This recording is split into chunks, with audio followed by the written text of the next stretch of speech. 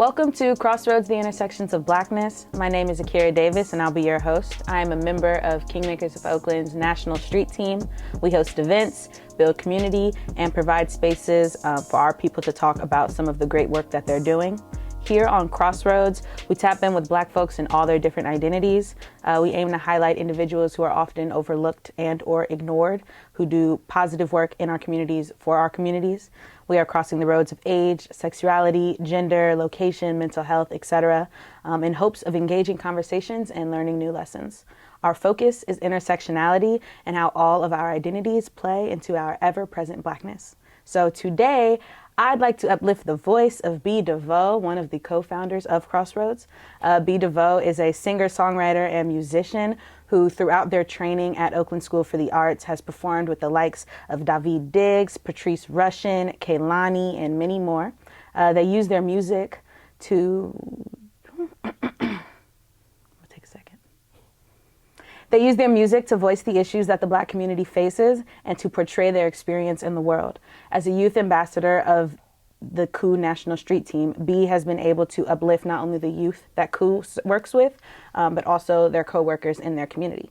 They've been featured on the Kingmakers of Oakland Kings in the Making album, as well as in the Revolution Remix, which are all online and streamable. B is an educator, an artist, a musician, and an all-around dynamic individual. And I would like to introduce Deveaux. Hello. Welcome.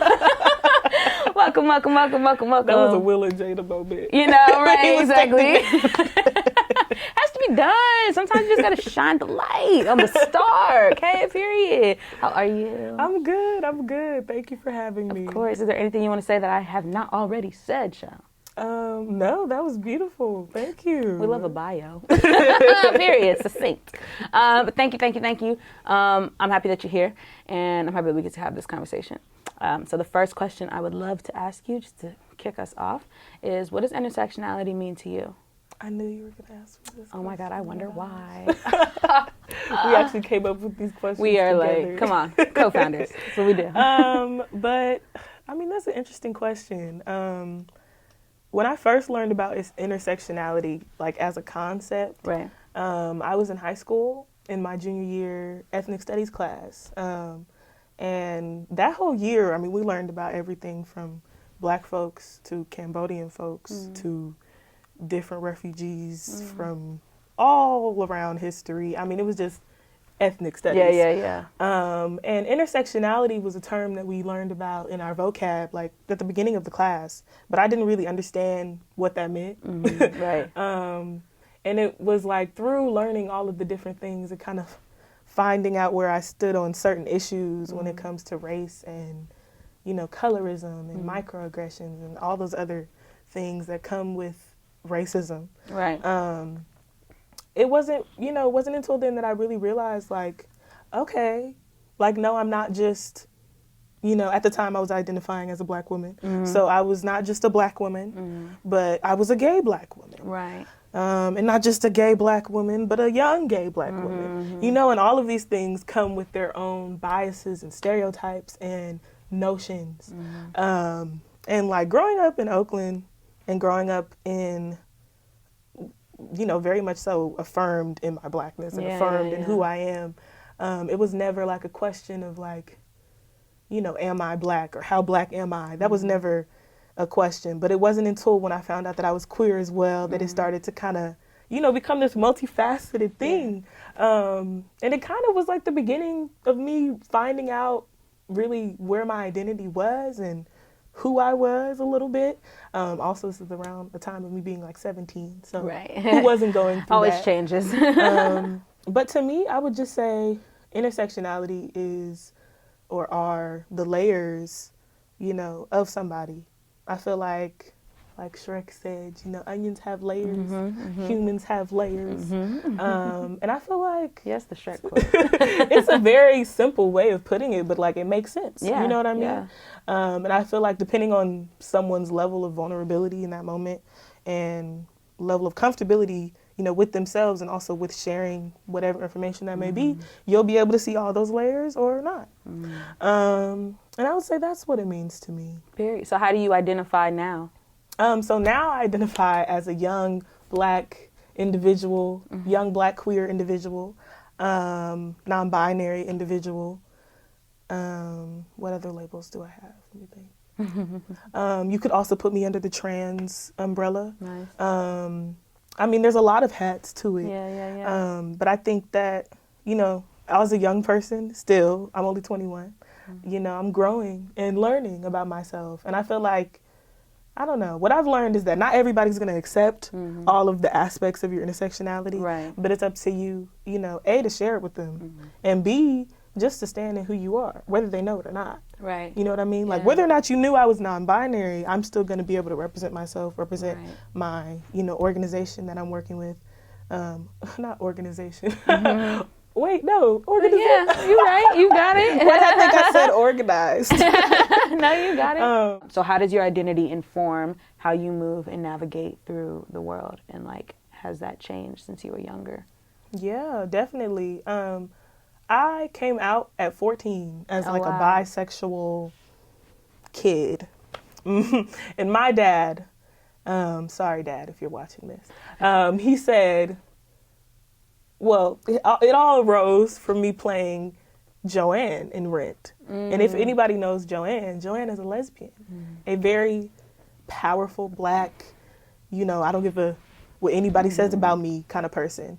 And it was one of those things where the teacher sent home a thing like, we're going to be dealing with some serious topics. We want to make sure you're aware of this. Please sign it. Gave it to my dad. He signed it. Week later, he's like, why didn't you tell me you were playing a faggot in the play? Excuse my language. But that was, But those were the words that he said to me. Yeah. And as a 14-year-old, it was like, oh my God, like, what? Yeah. So I decided to say, me being the strong, prideful person I was like, well, I'm bisexual, so it shouldn't matter. And then he was like, you're what? And it was just this screaming match. And honestly, after that experience, I was just like, we're just not going to worry about sexuality. We're not going to worry about, whatever that is. We're just going to stuff it down because that's the best way to handle it. That's like our defense mechanism.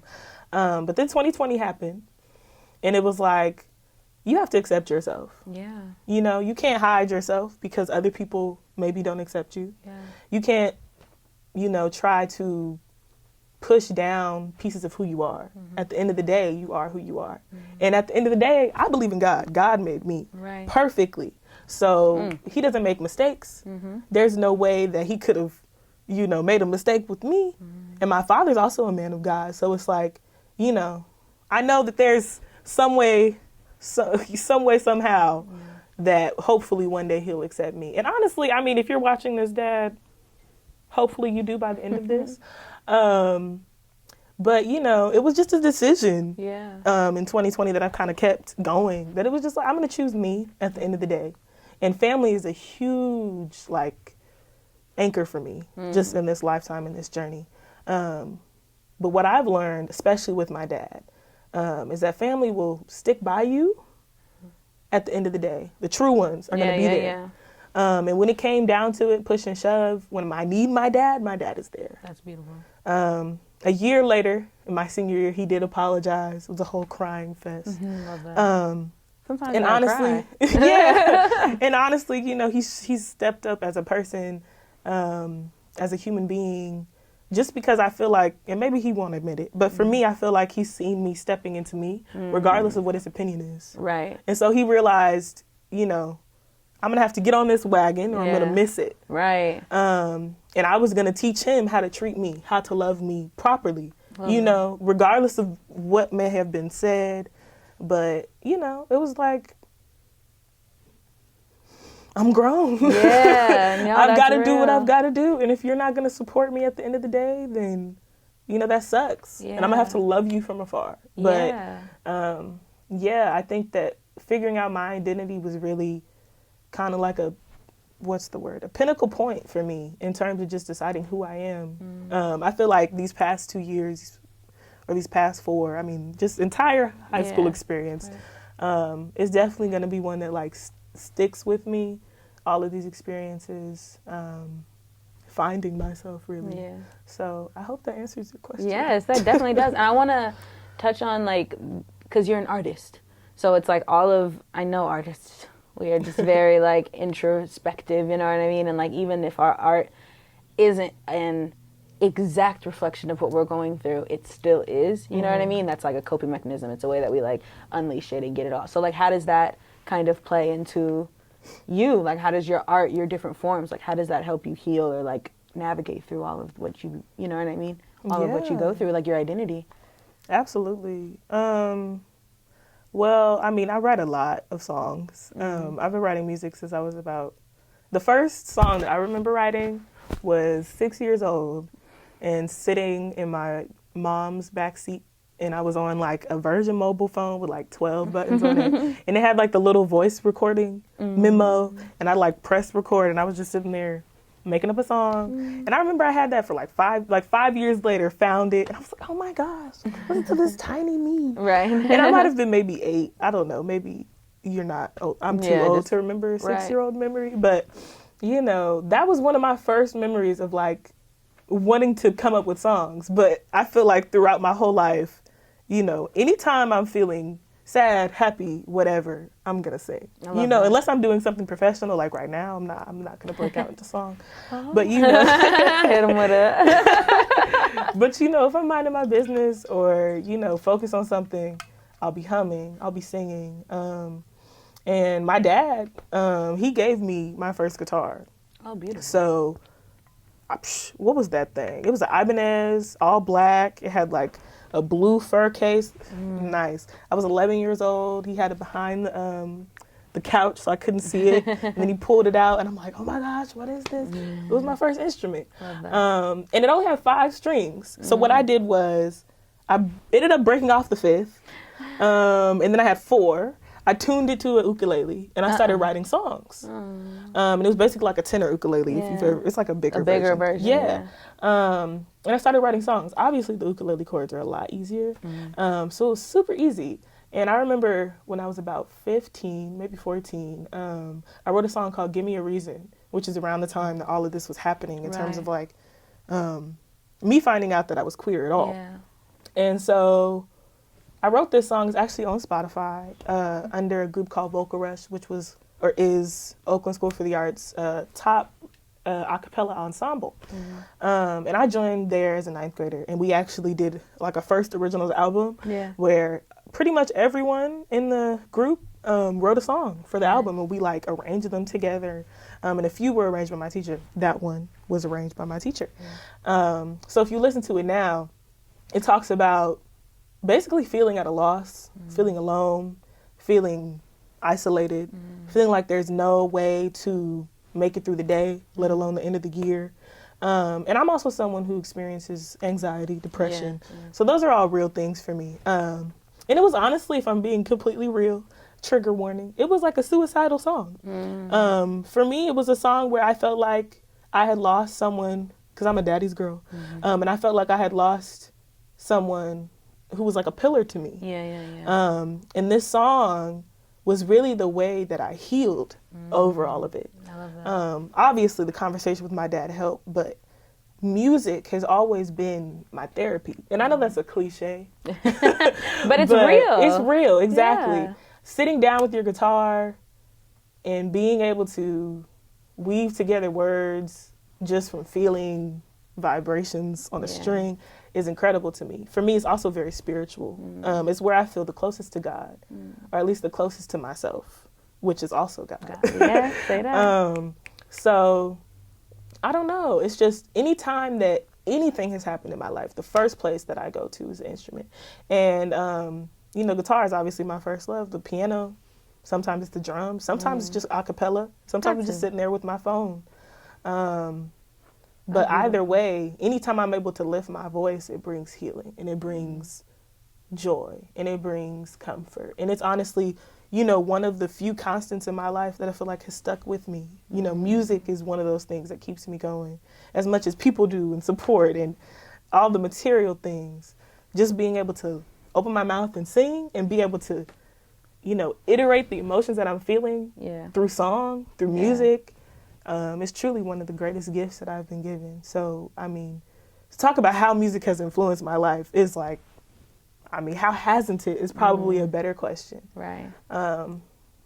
Actually, I just want to share this. When I was 2, which is probably when my dad started at Roots of Unique Awareness in West Oakland, my oldest sister joined their school choir. And Ajali, that's her name, Ajali Deveaux Griffith.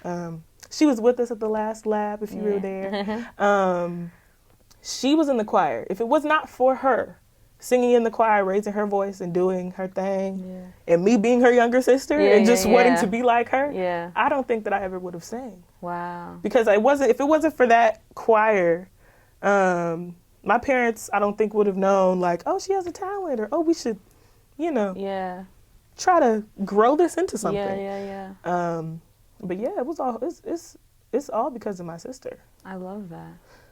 And I really know how it feels to be the younger sibling too. I was the younger sibling for 13 years before I got my 3 younger, and I got 3 younger than me, but it's like my oldest sister, she was like, I would just be like watching her, you know what I mean? As a kid, just like, I want those pants when she's done with them. I want that shirt when she's done with them. Like, oh my gosh, the amount of time my sister closet. got mad at me for being in I'm the closet. still in my sister's closet. That's my first boutique, okay? I literally goes down the hall. Okay, what's she got in here? Like, this is cute. I haven't seen this before. Yeah, put it back. So no, I can relate to that. I wanted to ask you, and this is like kind of off script, but since we're having this conversation, I wanted to ask you why, because we did this. Like, people don't know, we created this show. We were the only 2 femme presenting people on our street team, and we were like, how do we get a show that aligns with kind of our beliefs and kind of where we get to see ourselves? And so I kind of want to ask you about that. Like, what kind of was your thought process when we were kind of having these conversations to do Crossroads specifically? Like, what was the need, you know? I'm trying to think back to like what was happening during that time, because I remember when it was kind of upset the setup too. Yeah, we were still in quarantine as well. So it was also just like Breaking Bread had come out. They were already doing it. Right, they were already doing it. And I think I had maybe done one of the interviews. And I don't even know if it was like I came up with the idea or you came up with the idea. Yeah, we just kind of figured it out. I just feel like we came together as a team. That's kind of how everything happens. But I mean, for me, it's always important to shed light on voices that aren't heard. You know what I mean? And I feel like on the street team, especially, it's Kingmakers. Yeah. It's a male-dominated space. And in male-dominated spaces, I feel like it's imperative that we step up, you know, as young people, period, whether we're female, whatever, non-binary, but just to raise our voice and make sure that we're heard. And honestly, I feel like when I first initially said anything, I wasn't expecting much to happen, but like anything that happens in Kingmakers, you know, when we open our mouths, we are supported. We're heard. And, you know, that's how we got here today to even have this show. But, you know, the most important thing to me is just always shedding light on work that is being done, but maybe doesn't get the spotlight. And I don't know, I feel like we've all been in that boat, whether we're a part of the LGBTQ community or not. But I think as a Black organization and knowing that what's the discourse between the Black LGBTQ community and then the Black community, you know, and trying to really bridge a gap, because it would be easy for someone who is maybe trans or, you know, non-binary and look at Kingmakers and say, oh, I can't be a part of that, or they don't want someone like me there, you know. And honestly, if it wasn't for Kava, who I've known for the past almost 10 years and is also our director on the street team, I don't know if I would have like initially been like, oh yeah, I'm trying to join Coup. Because that's not really how I got a part of it. But I came to Kava and I was like, I really want to throw an event, you know, that is for youth, that shows youth voice, that shows youth music, you know, that's for us, by us. And she brought me to Coup, and Coup was like, let's do this, let's support this. And it's always been that way with, you know, Coup, which is family. But yeah, I just think it's amazing that, like, I have the privilege to be able to say, I want to shed light on something, and then actually be able to put some type of, production together to do that. But also just, being a part of an organization that supports us the way that they do is also incredible. So I think it just came from knowing that we would be heard, and also knowing that it was something that needed to be done. Yeah. And I think I agree with you. It's like we've had this conversation so many times about just like making sure we're heard in those spaces, and like our voices are heard, and like sometimes it's actually really easy for our voices to be heard. Yeah. And other times it's kind of harder because it's like, you're still navigating like just how we present, how we show up. We still have to navigate that, and like so I appreciate that. And I appreciate you for real, because like I was definitely, when I came into KU and I saw everything that was going on in Breaking Bread, like I knew most of the men in the room, and you were the one person that I didn't know yet. I knew who you were, but I didn't know you. Yeah, like I knew who you were, but I didn't know you. And so when I saw you on the meeting, I remember like my first meeting being like, okay, like they look familiar, like these people all look like cool. And then I was like, by the end of that first meeting, I was like, okay, I'm a rock with B. I was like, I don't know. And it's like, Khalil, I've grown up with, Joy, like a lot of these people that I've like literally done my childhood with. So it's like, I already know I rock with them. I don't have to be awkward in a meeting because I've known them, But then I met B and I was like, no, we gonna be tight. Cause like, the vibe. And it just was like, we have the same kind of presence as far as like we wanted to do something specific that like really shined a light on kind of the people in our community. Like I remember when we first started talking about this, we both were like, I want to interview my grandma. Didn't know how we were going to get them in studio. Didn't know how it was on IG Live. Like, my grandma don't have an IG. Like, but we were like really intentional about kind of like bridging those intergenerational gaps, bridging those, like all the gaps, all of the things that make us Black and that like create this community. So I really would just like to thank you, you know what I mean, for really being on my team with this, because that was like just wonderful. Okay, I'm going to ask you one more question, and then I think we have to wrap it up. Maybe two more, because you know what I'm saying? Who gonna stop us? How do you feel like you have to navigate your Blackness on the daily? I would say, to be honest, yes, this is 2021, but people don't really understand the concept of gender as a construct, as a larger whole. Like, I feel like people our age understand it. I don't need to explain. Most of the time, anybody 30 or younger, they'll get it. 30 and above is where the discrepancy is. Right. No offense, but it's just, like, I love my grandma. But I told her I was non-binary, and she was like, what do you mean they? Right. Like, I told her that my partner was non-binary, and she was like, are you dating multiple people? Right, yeah, because, they get so confused with the pronouns. And, I've explained it to her I don't know how many times. Right. But I think there's just a discrepancy. And so it kind of, as a Black non-binary person, it's like, I don't necessarily need to go into every space and tell everyone that I'm non-binary. Yeah. Most of the time, I'm not going to do that. Right. Only reason I'm doing that today is because we're focusing on that. Right, right. But 9 times out of 10, people are going to refer to me as she simply because that's what they see. Yeah. And I don't really have a problem with that. I'm not going to take it to heart. I get misgendered all the time. But, like, at the same time, it's definitely something to navigate. Yeah. Because it's like, okay, everybody in the world sees you as this thing and wants to label you as this, but you're actually not that. And do I want to get in a fight with everybody that sees me as a female? No. But it's also like, when is it going to, will you see me for real? Right. Or like, I guess, when are we going to start educating people and it not being the people that are identifying as that, the ones doing the educating? It's the same with being Black and having to explain to a white person why you can't touch their hair. You understand? Like, why do I have to explain to anyone that I'm non-binary? I don't.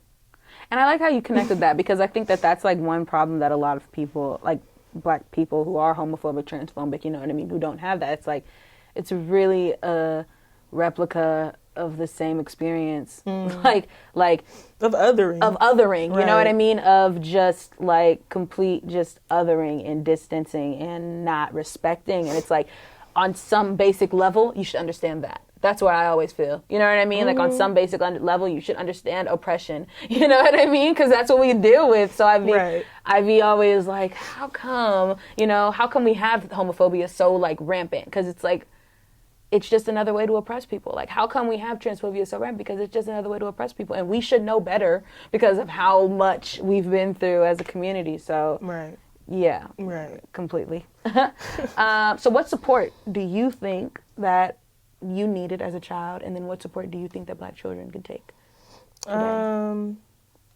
I mean, I got a lot of support. I just want to Period. say I got a lot of support as a I love youth. that. I dealt with a lot of things between my parents and my grandparents and drama within the family, but it was always, no matter what, God got me. That's what I'm gonna say. Whether I was at school, church, home, whatever, there was always someone in my corner who was fighting for me actively, trying to make sure that I was heard, trying to make sure that my needs were communicated. And so as much as a youth, I wasn't able to see that. I was very resentful, very angry, like, I hate the world type stuff. But, growing up and looking back at it, I just want to, say thank you to anybody who's watching this and who's helped me. Because it was teachers, it was friends, it was folks who didn't even really know me, but knew of me or knew my grandmother or knew my father. It was a village. And were then, stepping up for me in ways that I never would have imagined. So I think it's just, if I'm going to say anything to kids, you never know who's watching you. Yeah. You never know who, and I don't mean that in a creepy way, but just like, you never know. Whoa. You never know who is paying attention. That's what I'll say. And I feel like a lot of folks are paying attention to me because of my talent and because of my drive and passion just to do what I love. Right. And people were like, oh my gosh, I want to support that. I want to see that person shine. I want to make sure that they make it to college, or I want to make sure that they make it to their audition, whatever the case may be. And if it wasn't for those people, I don't think I would be here today. But ultimately, I would say, just like you said, my grandmother is A1, number one. She actually just gave me a call before this. And, she is, I would say, the root of all that I am. The quote, I am because you are, directly aligns with my grandmother and I. In terms of who she has raised me to be, the wisdom that she's, instilled in me from day one. Right. The faith, not only in myself and in who we are, but also just what God is and how he can work in your life.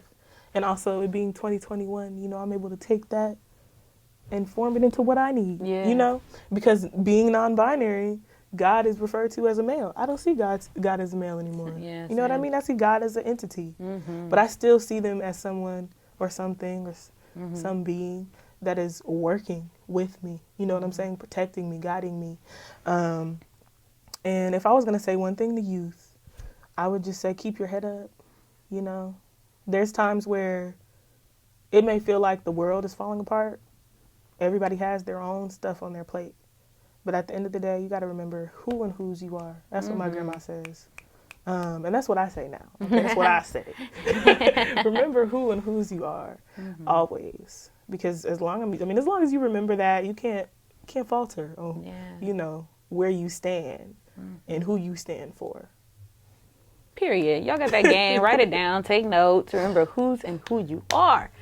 Period. I love that. Thank you so much. Absolutely. Please let the people know how to connect with you, how to get in contact with you. You can follow me at the B_Deveaux. It will be linked somewhere in this video because I don't know the correct spelling. But at the B_Deveaux on Instagram, as well as if you look up my name on YouTube, Facebook, you will find videos. Look me up on Spotify. You'll find something. If you want to hear me sing, look me up on Spotify. I got a few projects out there. You want to hear them sing. Give Me a Reason is also out there. I don't know. I'll be coming out with some new projects soon, so keep a lookout for that. If you want to, know when that'll be happening, follow my IG. Yes. Thank you, B_Deveaux. Absolutely. Thank you all for joining us today. This has been Kingmakers of Oakland's Crossroads, the intersections of Blackness. Once again, I am your host, Ikera, and I want to thank B for joining us. That was just beautiful, magnificent. Like I said, dynamic individual. You know what I mean? For those of you who are just listening for the first time, Kingmakers of Oakland is an organization dedicated to improving the educational and life outcomes for Black youth. We have cool merchandise, original music, documentary films, music videos, curriculum, and a whole host of other content and resources available that promote our movement and change the narrative for Black boys. Check out our 11-song album, Kings in the Making, featuring Deveaux, and our 4-song EP, Revolution Remix, featuring Deveaux, available on all digital music platforms, Spotify, Apple Music, Tidal, iTunes, and then also be tuned for more music featuring Deveaux. Follow us on social media and look out for information about our upcoming events. Including on December 3rd, we're going to be having a live Bandcamp show. It will be streamed live on all of our social media platforms. So as long as you go ahead and follow, we will be sure to get you that link. Make sure you tap in because I'll be there. Deveaux will be on stage featuring Deveaux, okay? Follow us on social media and look out for the information at our upcoming events at Kingmakers of Oakland on Instagram and Facebook, and then at Kingmakers of O. I think it's just there's no of my bad, y'all. On Twitter. Check us out, our website, kingmakersofoakland.com, all that. Check us out. Thanks for being here. Much love, much appreciation. Peace.